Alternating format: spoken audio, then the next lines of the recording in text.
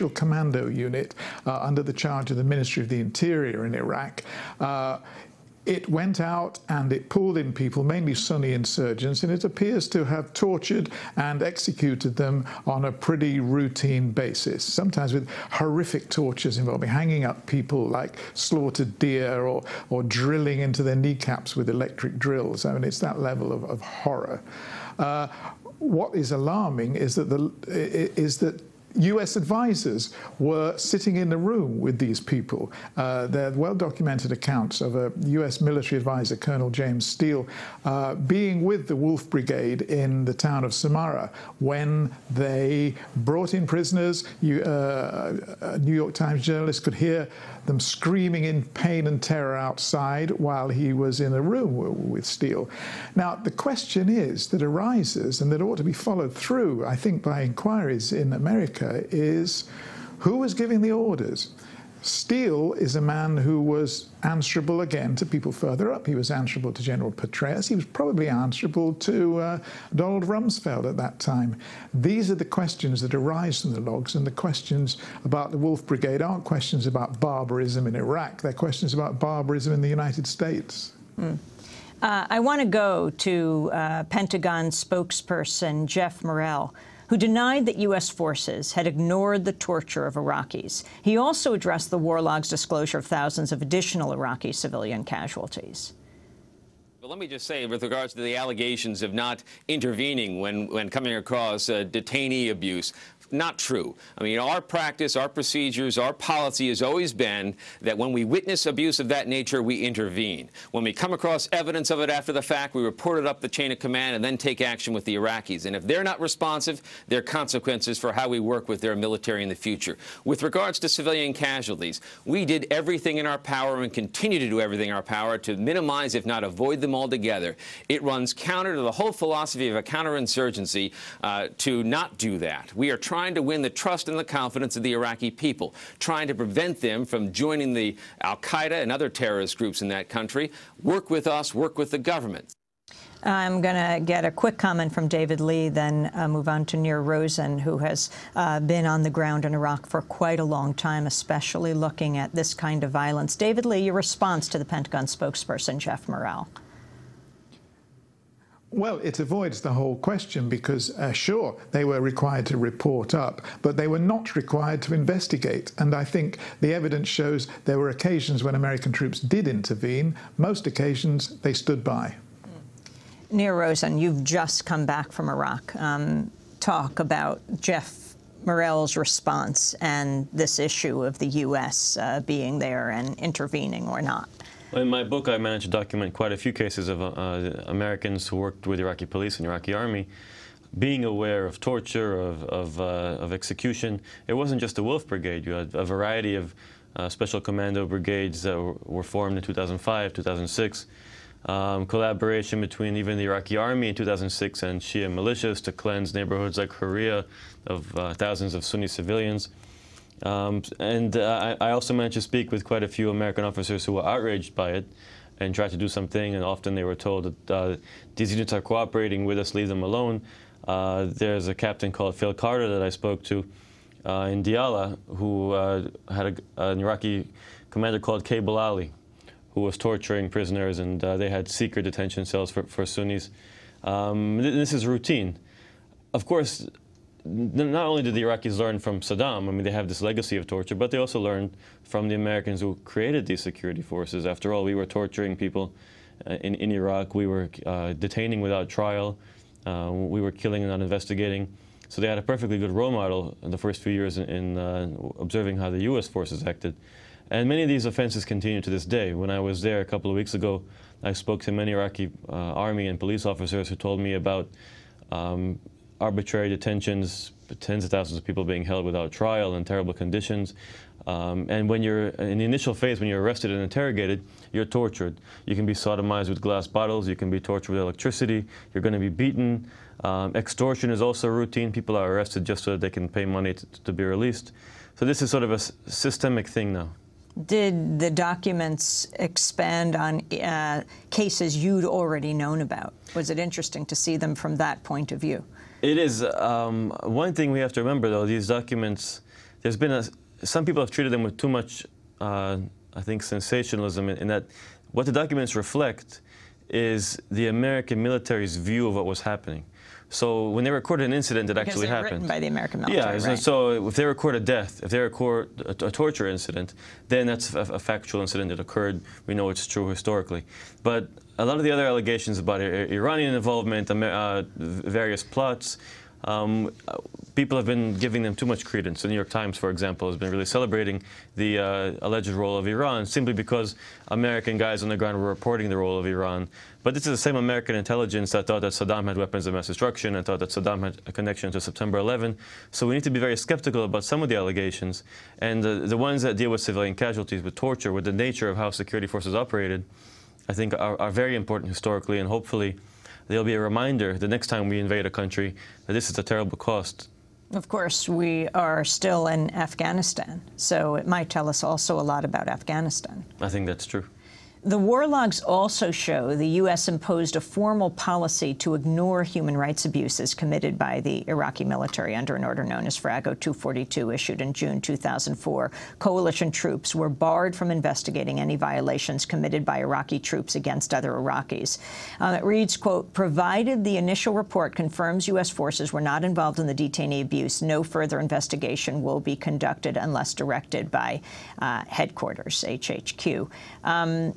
David Leigh, care to comment on that?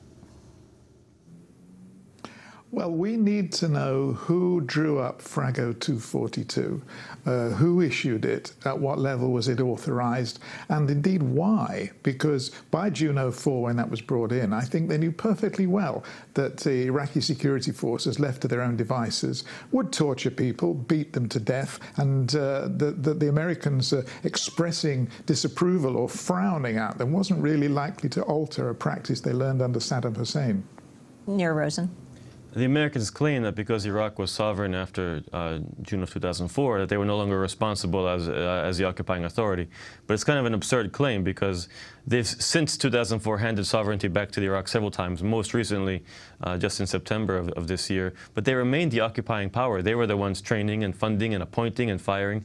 They were the ones who controlled the country and ruled the country. I just remembered a guy called Colonel Sabah, who worked in 2006 and 2007 with American colonels in western Baghdad. And what he would do, they knew it, and his own men told me, he would raid houses in western Baghdad, arrest the men, and force the women to have sex with him in order to release the men. These were men who weren't charged with anything. It was just basically an excuse to rape women. I wanted to go to a video clip from November 2005 of an unusual exchange between then Secretary of Defense Donald Rumsfeld and then Joint Chiefs of Staff Chair General Peter Pace, in what could have been a reference to the newly disclosed order to ignore Iraqi torture. Rumsfeld tried to correct Pace when Pace said U.S. forces should intervene if they witness abuses by Iraqi troops. It is absolutely the responsibility of every U.S. service member, if they see inhumane treatment being conducted, to intervene to stop it. I don't think you mean they have an obligation to physically stop it. It's to report it. So you see him clarifying then Secretary of Defense Donald Rumsfeld, who will soon be coming out of obscurity with his new book, Near Rosen. Well, I think that you had a variety of practices on the ground, depending on how serious the officers were about exploring these incidents. I know in Amriya in western Baghdad there was an incident where the Iraqi army beat up a bunch of detainees with pipes, and the American soldiers who were accompanying them were reprimanded by their commanding officer for not somehow stopping it. In other cases, it was just ignored, as I said, with that rape incident and a variety of other cases. I think the Americans were sometimes also not aware of it because the Iraqis were good at hiding it from the Americans. But at the same time, it also worked, if you think about this, the El Salvador option, sort of a much more brutal way of taking the fight to the insurgents. Then this crushed the spirits of the Sunni population of Iraq, let them know they were defeated, terrorized them into the eventual submission and perhaps the course of events that led to the rise of the awakening groups and Sunni militias stopping the war against the Americans and collaborating with the Americans. So from an American point of view, you could say maybe that these brutal tactics were perhaps effective. We're talking to Nir Rosen, investigative journalist just back from Iraq. David Leigh, he is the investigative editor at The Guardian of London. Pratap Chatterjee is also with us, did a series for The Guardian of London for their website. He's also with the Center for American Progress that particularly looked at, well, what one piece is called Iraq War Logs, Military Privatization Run Amok. Pratap, talk about what you were focusing on in this trove of, what, close to 400,000 documents? Well, Amy, I was focusing on the role of contractors, and so what I did was I searched for the names of contractors that we know, like Blackwater, like Aranis, like Olive Security and Zapata and Triple Canopy, to find out what had happened and what they had done. Now, as David mentioned, these are raw field reports from soldiers. These are not actually reports of the contractors. It is simply what the soldiers saw and what the soldiers reported. I found 111 incidents regarding Blackwater. Many of them were Blackwater people, running over roadside bombs. But I also found a number of reports in which Blackwater had fired at civilians. These are reports that have not been written about before. Now, to me, what was interesting was the most famous incident of all, which is the Nisru Square incident. And if you look for Blackwater and you look for Nisru Square together, you don't find it.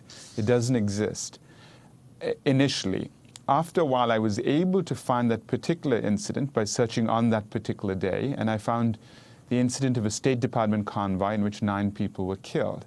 Now, I think that's very telling because it shows that these reports are incomplete. They show that 9 people were killed when we know for a fact, the government has reported on this, 17 people were killed. And this is where I think it's so important. There was a separate contractor by the name of Aegis that was required to report on everything that contractors did by their own reports. And I think if we looked at those logs, which we don't have available to us, we would find many, many more examples of contractors firing on civilians. And vice versa, I think we would find contractors themselves being shot at. And some of the most disturbing incidents are where the contractors shoot at the U.S. military, which you think would be is absurd. I mean, the U.S. military is very well marked. There's a particular incident by a company called Zapata where they shoot at the Marines, and the Marines arrested them for doing this. And these are the things I think we're only getting a very quick glimpse at what's happening. It only is when soldiers happen to be at the same site and they report correctly.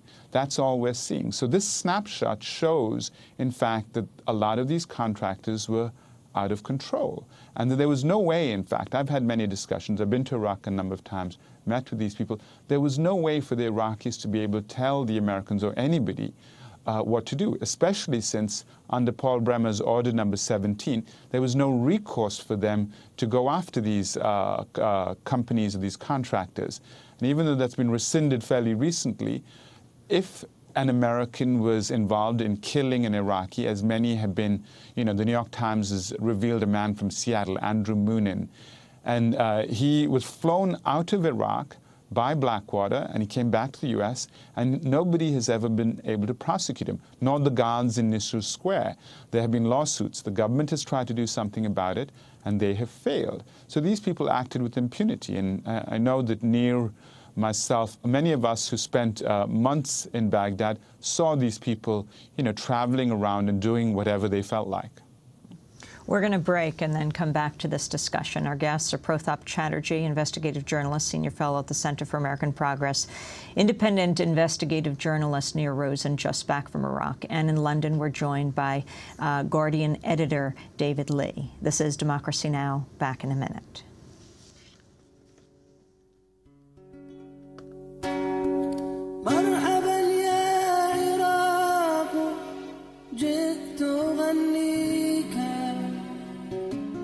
وبعض من الغناء بكاء فجراح الحسين بعد جراح وبصدري من الأسى كربلاء فجراح الحسين بعد جراح وبصدري من الأسى